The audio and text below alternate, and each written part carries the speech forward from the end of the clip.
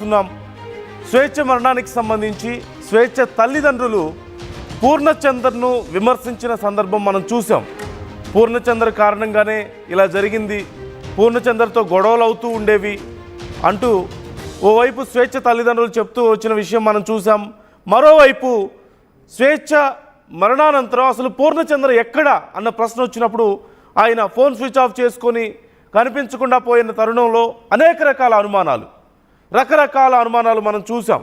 కుటుంబపరంగా కానీ, మరోవైపు ఏదో రాజకీయ ఒత్తిళ్లని, రకరకాల అనుమానాలు ఈ అంశానికి సంబంధించి వచ్చాయి. ఈ నేపథ్యంలో పూర్ణచందర్ నిన్న రాత్రి పోలీసులు ఎదుట లొంగిపోయాడు లాయర్తో కలిసి వచ్చి.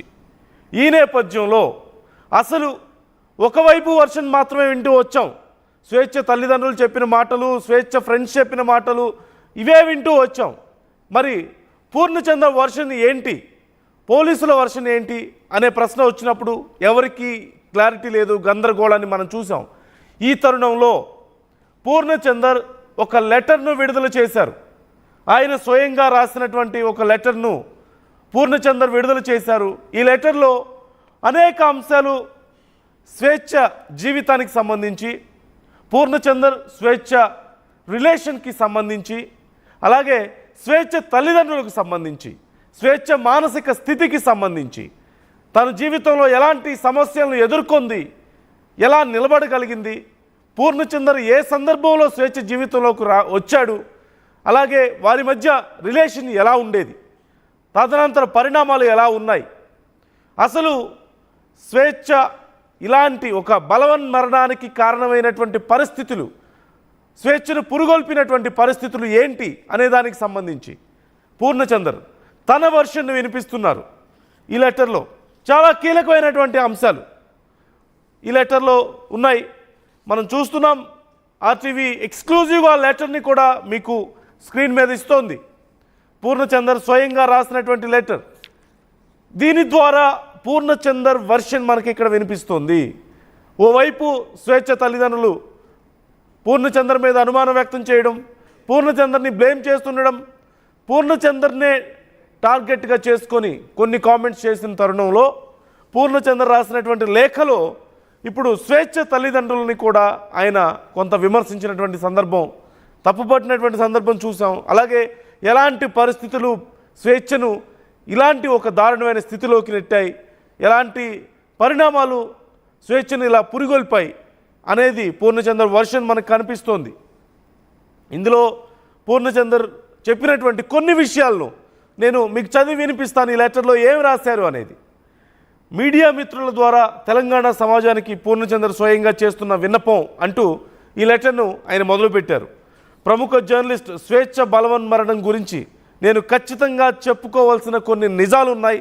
నేను మీడియా ద్వారా ప్రజలకు చెప్పలేని స్థితిలో అబద్ధం తెలంగాణ మొత్తం చుట్టేస్తుందన్నటువంటి భయంతో ఈ విషయాలు నేను మీకు తెలియజేస్తున్నాను అంటూ ఆయన ఈ లెటర్ను మొదలుపెట్టారు. స్వేచ్ఛ తనకు 2009 నుంచి పరిచయం ఉందని, తామిద్దరం టీ న్యూస్లో కలిసి పనిచేసేవాళ్ళమని, టీ న్యూస్లో మేము మంచి స్నేహితులుగా ఎన్నో విషయాలు షేర్ చేసుకునే వాళ్ళమని, వాళ్ళ తల్లిదండ్రులు జనశక్తిలో పనిచేస్తూ 6 నెలల వయసు ఉన్నటువంటి స్వేచ్ఛను వారి అన్నా వదినలకు వదిలేసి సంవత్సరానికి ఒకసారి చుట్టం చూపుగా వచ్చిపోయి స్వేచ్ఛను వదిలేసినటువంటి తల్లిదండ్రుల గురించి ఎన్నోసార్లు చెప్పుకొని స్వేచ్ఛ బాధపడిందని ఆ సందర్భాలు అనేకం ఆయన గుర్తు చేశారు.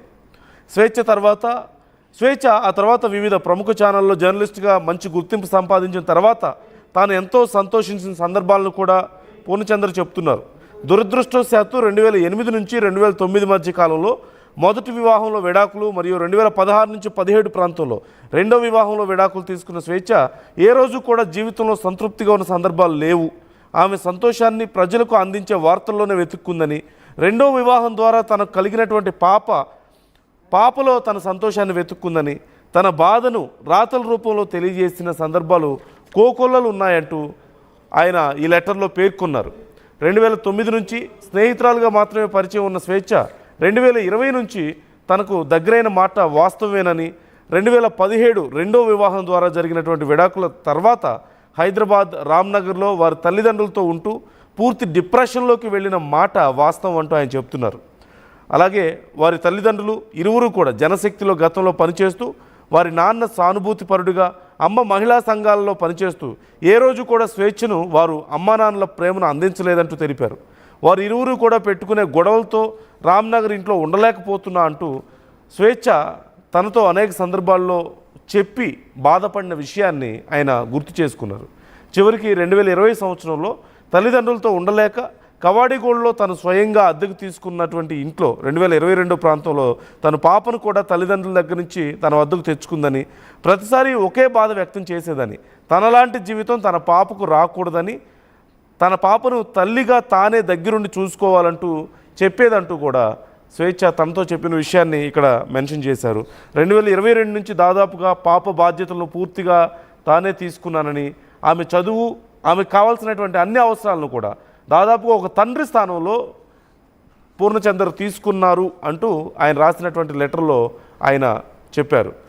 పోయిన సంవత్సరం పాపకి సంబంధించి ఒక ఫంక్షన్ కూడా దగ్గరుండి తానే ఒక 5 లక్షలు ఖర్చు పెట్టి జరిపించాను అంటూ కూడా ఆమె గత 5 సంవత్సరాల నుండి కూడా డిప్రెషన్ నుంచి బయటికి రావడానికి, అలాగే యాంగ్జైటీ, ఎమోషనల్ టెండెన్సీస్ నుంచి బయటికి రావడానికి ఎన్నోసార్లు హాస్పిటల్స్కి తీసుకెళ్లిన విషయాన్ని, దానికి సంబంధించినటువంటి రిపోర్ట్స్ అన్నీ కూడా కవాడిగూడలో ఉన్నటువంటి తన ఫ్లాట్లో ఉన్న విషయాన్ని కూడా ఆయన ఇక్కడ గుర్తు చేస్తున్నారు.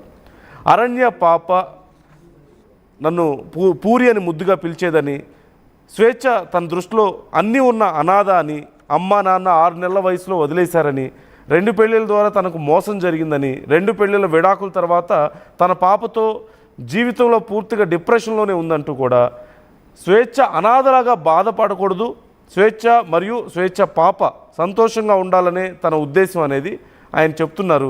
ఈ నేపథ్యంలో స్వేచ్ఛ పాప తన పాపగా భావించారని, పూర్తి బాధ్యత తీసుకుని ఉప్పల్లోని కేంద్రీయ విశ్వవిద్యాలయంలో పాపను చదివించారని, జాయిన్ చేశారని, ఫీజులు కూడా కడుతూ వస్తున్నారంటూ ఆ చదువుకు సంబంధించిన వివరాలను కొన్ని ఆయన వెల్లడించారు. అలాగే స్వేచ్ఛకు స్వేచ్ఛ పాపకు ఎలాంటి ఇబ్బందులు లేవు, వారి మధ్య అంతా బాగానే ఉందని, అలాగే మీడియా ద్వారా వచ్చినటువంటి స్వేచ్ఛ పాప మాట్లాడినటువంటి కొన్ని మాటలు తనను కొంచెం బాధించాయంటూ కూడా ఆయన చెప్తున్నారు. స్వేచ్ఛ ఆమె స్వతహాగా దేవుడికి పెద్దగా నమ్మకపోయినప్పటికీ ఒకసారి టెంపుల్కి పాపం తీసుకొని వెళ్ళిందని, అలాగే సంఘటన జరిగే ముందు రోజు స్వేచ్ఛ వాళ్ళ నాన్న, స్వేచ్ఛ మరియు పాప ఉంటున్నటువంటి ఇంటికి వచ్చి స్వేచ్ఛ విషయం చెప్పగానే తనను అన్నటువంటి మాటలను పూర్తిగా బాధించాయంటూ కూడా చెప్పారు. అంటే పేరెంట్స్కి స్వేచ్ఛకి మధ్య ఎప్పుడూ మనస్పర్ధలు నడుస్తూ ఉండేవని, అలాగే స్వేచ్ఛ తల్లిదండ్రులు కూడా గొడవ పడుతూ ఉండేవాళ్ళని, అవి చూసి స్వేచ్ఛ చాలా బాధపడినటువంటి విషయాన్ని కూడా ఆయన ఇక్కడ మెన్షన్ చేశారు. 2 సంవత్సరాలకు ఒకసారి ఒక మనిషిని తీసుకొచ్చి మీ అల్లుడు అని పరిచయం చేస్తే నేను తలదించుకోవాల్సి వస్తుంది, నాకు డబ్బు లేకపోవచ్చు కానీ పీడిఎస్లో పనిచేశాను, గౌరవాన్ని కోల్పోను అంటూ స్వేచ్ఛ వాళ్ళ నాన్న చేసినటువంటి అనుచిత అగౌరవ వ్యాఖ్యలు ఆమెను చాలా బాధించాయి అని తనకి చెప్పినట్లుగా, స్వేచ్ఛ తనకి చెప్పినట్లుగా ఆయన ఇక్కడ రాసుకొచ్చారు. పూర్ణచంద్ర లేఖలో మెన్షన్ చేశారు. అలాగే నేను ఇదే విషయం వాళ్ళ అన్న వదినలతో ప్రస్తావించానని, అలా మాట్లాడడం తప్పే అని వాళ్ళు కూడా అన్నారని, నేను స్వేచ్ఛ మరియు పాపను చూసుకున్నటువంటి విధానం వారి బంధువులందరికీ తెలుసు అంటూ కూడా ఇక్కడ మెన్షన్ చేశారు. స్వేచ్ఛ తన ప్రతి సోషల్ మీడియా హ్యాండిల్స్లో స్వేచ్ఛ పూర్ణచందర్ అని రాసుకుందని, నన్ను భర్తగా ఊహించుకుందని, పెళ్లి చేసుకోమంది అంటూ కూడా ఆయన ఇక్కడ మెన్షన్ చేశారు. స్వేచ్ఛ పాపలను బాగా చూసుకున్నా, స్వేచ్ఛ జీవితంలో కోల్పోయినటువంటి ఆనందాన్ని ఇచ్చాను, ఏ రోజు ఆమె చావును నేను కోరుకోలేదు, మీడియా ముందు వారి అమ్మా నాన్నలు బంధువులు చేస్తున్నటువంటి ఆరోపణలు అబద్ధం, నేను ఏ రోజు పెళ్లి పేరుతో మోసం చేయలేదు, ఒత్తిడి చేయలేదు, నేను ఈ లేఖ రాయకపోతే తెలంగాణ సమాజం అబద్ధం నిజం అనుకునే ఆస్కారం ఉంది కాబట్టి లేఖ రాస్తున్నాను అంటున్నారు. చిన్నప్పటి నుంచి కూడా క్రమక్రమంగా ఆమెను ఆవహించినటువంటి ఒంటరితనానికి, ఆమె మానసిక స్థితికి నేను కారణం కాదు. పోలీసులు వాళ్ళు నా కుటుంబ సభ్యులను పోలీస్ స్టేషన్కి పిలిచి బెదిరించి పూర్ణచందర్ వచ్చే వరకు కూడా మీరు పోలీస్ స్టేషన్లో ఉండాలి అని వాళ్ళు బిహేవ్ చేసినటువంటి విధానం తనను బాధించిందంటూ కూడా పూర్ణచందర్ చెప్తున్నారు. నేను నిర్దోషిని, కోర్టులో చెప్పేటువంటి నిజాలు ప్రజలకు తెలియవు, అందుకే మీడియాను ఆశ్రయించానంటూ చెప్తున్నారు. Law will take its own course, I believe in law as a law abiding citizen thank you అంటూ పూర్ణచందర్ తన లేఖను ముగించారు. మొత్తం మీద ఇక్కడ కీలక విషయాలను మనం గమనించాలి.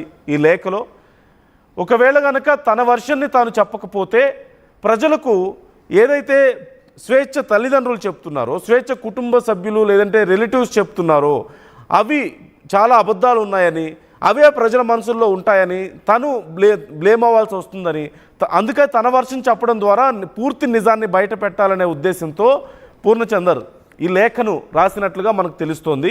అలాగే చట్టాన్ని తను నమ్ముతున్నానని, పూర్తిగా పోలీసులు అలాగే కోర్టులు వాళ్ళ పని వాళ్ళు చేసుకోనివ్వండి, చివరికి నిజం అందరికీ తెలుస్తుంది అంటూ కూడా ఆయన చెప్తున్నారు. కానీ ఈలోపు మీడియాలో వస్తున్నటువంటి కథనాలు కానీ పూర్ణచందర్ గురించి, అదే ఆయన గురించి లేదంటే స్వేచ్ఛ గురించి వస్తున్నటువంటి అబద్ధాలు ప్రజలు నమ్ముతారన్న భయంతో ఈ లెటర్ రాశాను అంటూ ఆయన చెప్తున్నారు. అలాగే స్వేచ్ఛ బలవన్ మరణానికి తాను కారణం కాదని, స్వేచ్ఛకు అన్ని రకాలుగా తాను సాయంగా ఉన్నానని, ఒక ఫ్రెండ్గా ముందున్న తర్వాత రిలేషన్లోకి ఎంటర్ అయ్యే విషయం, అలాగే వాళ్ళ బంధువులకు కూడా చాలామందికి తాను స్వేచ్ఛ గురించి తీసుకుంటున్నటువంటి కేర్ గురించి చాలా నచ్చేదని, కేవలం స్వేచ్ఛ తల్లిదండ్రులు ఎప్పుడూ కూడా స్వేచ్ఛను పట్టించుకోలేదని, వాళ్ళు గొడవ పడుతూ ఉండేవాళ్ళని, వాళ్ళ గొడవల కారణంగా స్వేచ్ఛ చాలా డిస్టర్బ్ అయిందని, మానసికంగా చాలా బాధపడేదని, అలాంటి ఒక పరిస్థితి తన కూతురుకు రాకూడదంటూ స్వేచ్ఛ ఎప్పుడు కూతురు గురించి చాలా జాగ్రత్త తీసుకునేదని, స్వేచ్ఛ డాటర్ కూడా ఆయనకు చాలా క్లోజ్ అంటూ ఆయన చాలా కీలకమైనటువంటి విషయాలను ఈ లెటర్లో వెల్లడించారు. పెట్రిషియా మనతో సిద్ధంగా ఉన్నారు. పెట్రిషియా,